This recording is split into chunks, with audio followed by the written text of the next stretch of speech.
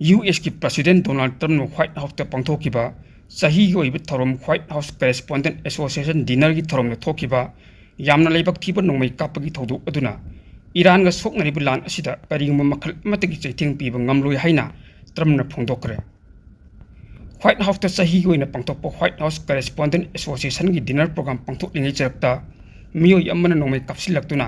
attack चथरगेबा थौदोक अदुगी मतंगदा पाउमिसिंग अखनना उनबा अमदा US की प्रेसिडेंट डोनाल्ड ट्रम्पना हाइरिबो वफमसि फोंदोकिबन पाउमिसिंग उनबगी थरम अदुदा प्रेसिडेंट डोनाल्ड ट्रम्पना हाइ व्हाइट हाउस ता सकनाइदबा लेबाक असिगी मीडिया पर्सनसिंग यावबा चाही की ओइना पांगथोकपा डिनर प्रोग्राम पांगथोकलिङै तलकता मियोय अमना नोंमै कापतुन एटेक चथरकिबगी थौदोक अदुगा ईरान गा US का थोलिबा कॉन्फ्लिक्ट असिगा मरी लेनरंगबनि हाइबदि हौजिक फावबगी ओइना माकी मफमदा थाजब अमत लेते अदुबु थोलिबा नोंमै कापगी थौदोक असिना मरम ओइरगा ईरान बु US ना लान सोकनदुना माइथिबा पीनबा होटनबदा करिगुम मखल अमतिंग अपन पीबा ngamloi नोंमै कापसिनदुना एटेक चथरलिबा असिना US ना ईरान की मतकता चथरिबा लाल असिबुसु अथिंगबा पीबा ngamloi US की माइकैदगी मखातान अफबा थबक थरम कया अमसु मखातान चथकिगनी हाइना ट्रम्पना मखाताखि चाही की ओइना पांगथोकपा सकनाइरबा जर्नलिस्ट कया यावबा डिनर प्रोग्राम अदुदा नोंमै कापसिनदुना एटेक चथरकिबा मी अदु US की सिक्योरिटी फोर्सना मंगजौनना फगटपा ngamkrabani mahakna karigidamukta nongmai kapsinuna attack चथरकिबनो हाइबदु खंगदोकननबा यामना कुपना इन्वेस्टिगेशन चथबसु हौख्रबani सिक्योरिटी फोर्सना फारबा मी अदु कोल थॉमस एलिन चाही 38 कौबा मी अमनि mahakna US लाइंगा की सिक्योरिटी चेक पॉइंट नमखाइदुना एटेक अदु चथरकिबनि हाइरे मियो यदुना US की सीक्रेट सर्विस एजेंट नोंमै कापसिलक्तुना अकन एटेक कया चथरकी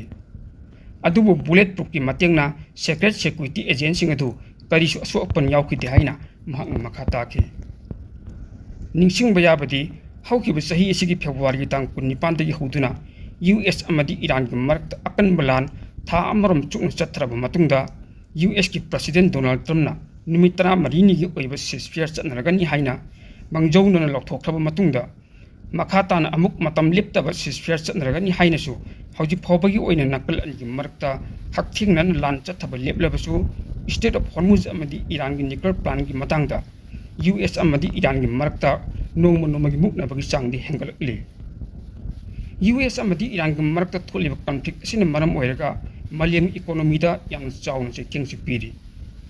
मलेम की ओइबा इकोनॉमीदा याम चाउन नंगलिबि चैथिंग अमदि मिडल ईस्ट थोलिबा कॉन्फ्लिक्ट असि लोइसिननबगी पंदमदा पाकिस्तान US अमदि ईरान की मरक्ता डिप्लोमेटिक ओइबा वरी सानदुना नकल अनी की मरक्ति यासिनबा पुरनबा यामना कन्न होटनबा लेप्त्रि अदुबु थासिगी तांग 13 अमदि 12 दा इस्लामाबाद US अमदि ईरान की मरक्ता अहानबा ओइना वरी सानखिबदु नकल अनी की मरक्ता तोंगान तोंगान वफम कयादा यासिनबा पुरप ngamdabadagi वरी सानखिबसिंग अदु माइ पाप ngamkidabani मखाताना US अमदि ईरान की मरक्ता इस्लामाबाद अमना वरी सानरकनी हाइना पाकिस्तान की मकोक थोंबा लैंगा की मरीनबा ऑफिशियल सिंग माइकैदगी फोंदोरखिबदि लेख्रे अदुबु ngasi फावबदि US अमदि ईरान की मरक्ता मुकनबन मरम ओइरगा हौजिक फावबगी ओइना वरी सानबा ngamdana लई हाइना पावसिंग मखाता नकलमरोमदा चाही असिगी फेब्रुवारी तांग 19 दगी US अमदि इजराइल ईरान लंदाबा हौरखिबदगी अमांगता कया थोकपदु नतना ईरान की सुप्रीम लीडर अयातुल्ला खमेनी फावबा हाटखरबनी मदुगी मखातरकपद USA अमदि ईरान सीजफायर थमनदुना लान लोइसिननबा पाकिस्तान युम्बु ओइरगा वरी सानबा हौखिबनी अदुबु नकलनी की मरक्ता थमनरिबा कंडीशनसिंग अदुना मरम ओइरगा अमना अमबु यानबा ngamnadabadagi वरी सानबदु पाकिस्तान फन कन्न होटनरबसु माइ पाप ngamkide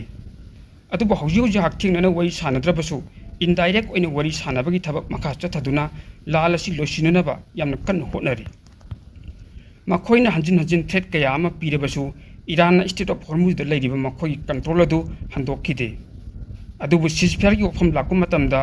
Iran state of Hormuz हांगदोकले हाइना फोंदोकपा लेख्रबसु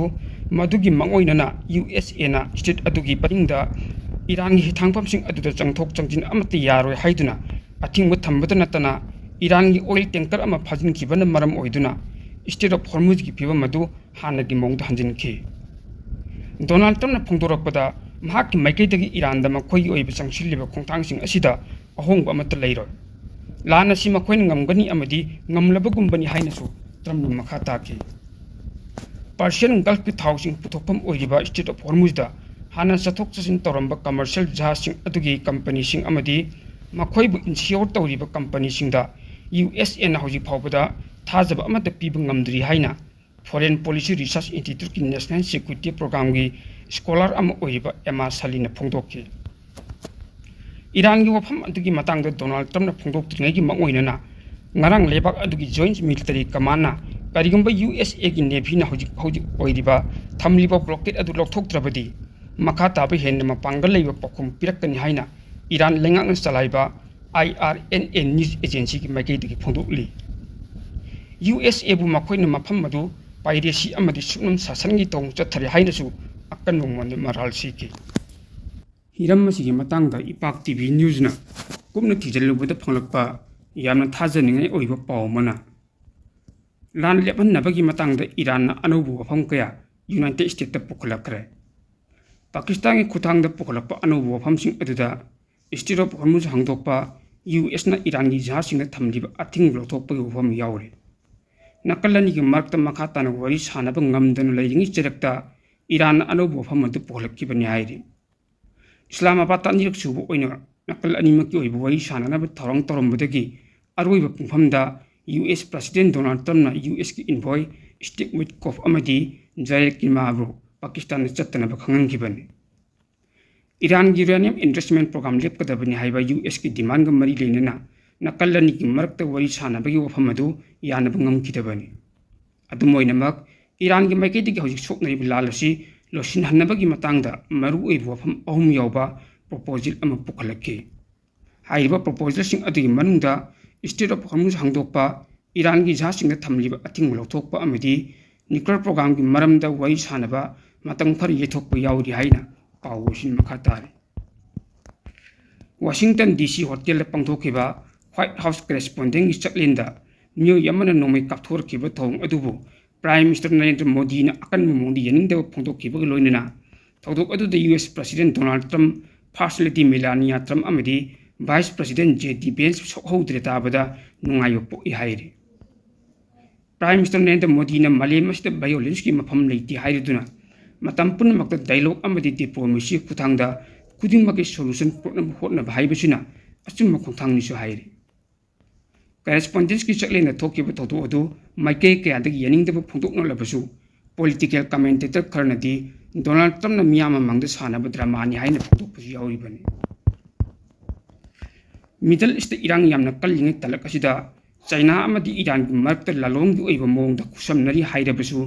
China gi manungda wa khanriba kaya si yengluba matamda China na kaidungda Iran gi damakta nongai maru ama phawo mayuk nalloi haiba report ama phangkhre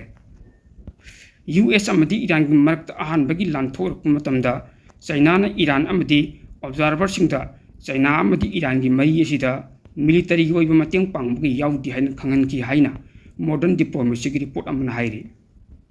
European media ki interview amada Shanghai International Strategic University ki professor Hu Chunchunna Gulf ta China na military putoktona kutinjingani haiba thajadi haina phongdokki wafam amasu report adu palle China na mirai bakta thokpa Iran da military putoktuni yausin ba haibasi kaya tawdi amadi atum tawrabadi lamdam adugi oibu wathokta ithil pibasu pamde Iran ge masa khaina longi partnership leidiba asi military oiba alliance natti amadi punna lansu naminabagi wafam su yaudi hairi lan da yosil roga lakadaba phalladu khangbu maramna China khaktana tan Russia na su Middle East ki lal asida yosin nabagi wakal tawde adumoinamak China simakhatan Iran gi yamna maru oiba senmitlon gi partner di hoji phawbu oiribani haina pawosin hairi United States ki top envoy Steve Witkoff amadi Jared Kushner ga Pakistan da chattuna Iranian official singa wari sanana ba thawang tawkhibadu President Donald Trump na tokthokna ba khan kri hairi United States na Iran gi thangpham sim blockade tawduna thamlaga Iran na US ka wari sanaba gi thabak chatharoi haina Iran gi President Masoud Pezeshkian na phongdokki na hona na amu wari sanaba yanaba gi damakta US na blockade othokpa yauna operational khuru kayana hanal thokata bani haina Pezeshkian na ngarang ahin Pakistani Prime Minister Shehbaz Sharif ta mangjauna na phongdokki haina pawosin makhatari atopa pawmana US amadi Iran gi marakta soknadun laklib lal asi karamba matamda loisingadagi haiba tamba ngamdri leibak ani gi marakta nongma nongma gi attack chathanabagi thodok lepton hengratli Ukraine da base tawba news agency amagi report ki matuk ina Russia na Ukraine gi mathakta drone bombing missile amadi rocket kapsinduna akan attack chathabada Ukraine gi mi am leikidre Ukraine gi maikidagi Russian occupy tawdun leiba Crimea city da akan drone attack chataduna miyo yamma leikidre maruoiba infrastructure kaya man chaun akai toy thokre haina regional head Alexander Hanjana phongdokre masjid natana Russia gi territory lansil laktuna Ukraine gi security force na yarolwa da leiba oil refinery amasu akan attack chatraki attack adu da sahi goina thau grasoli result madi jet fuel sing 15 million ton hena putholiba oil refinery adu chaun akai tu nanganki pawashin makhatan hai Ukraine city Dnipro Bay da Russia nan drone amadi akan ba misal attack chataduna miyo kaya amasu hatkre aduga miyo kaya amana chaun asu open nangduna hospitalized tawri Ammaromda Malim gi maming leiraba news agency amana Ukraine drone attack chataduna Russia gi warship ahum amadi fighter jet amadi air defense system thuwaikre haina report tawri report sigi matung ina Ukraine gi security service ki manung chanba special operation center alphana Russia gi Sevastopol da leiba naval base amad akan drone attack chataki special operation center alphana chataki ban drone attack aduda Russia gi warship Yambal Nikolai Hilsenkov amadi Iran full Russia gi tank to phomsing chaung amanga ta thoki masida natana air defense headquarter gi of radio technical intelligence MR10 M1 radar system Belbek airfield da khamduna leiba MRG31 su chauna manga ta thoki Ukraine special operation center alpha gi acting chief oiriba yathali khamana hai USU na oiba chatakiba operation aduda Russia gi maroiba equipment kaya amasu mang takan kibatanatana Russia gi security force ngak sinduna thamnanaba mathau taba air space control tawnanaba gi sizinaba equipment kaya su thugaiduna mangan takan gi hairi nakalam romda Ukraine drone gi attack chataduna akan mo mongda landarak khib asina hairiba Sevastopol amidi lankar men gi markta leiriba train traffic su sajen tawduna thamgre haina Pawashin makhata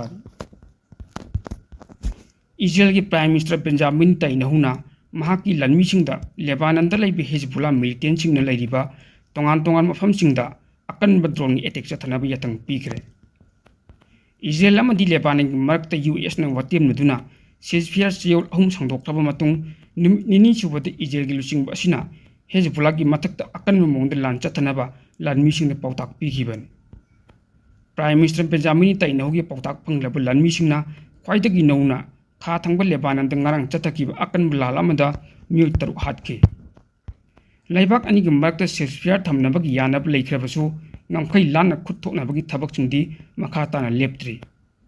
ngarang su Islamabad district ki Yemor al Fakit town da truck amadi motor bike ta missile kapsinduna miyo mari hatki hainasu Lebanon gi health ministry na phungdokki Binjabel district ki Safar al Batik town da su Israel lanmina miyo ani hatki aduga miyo traten na sathina asu opanangri haina Lebanon gi health ministry ki maiketi phungdokle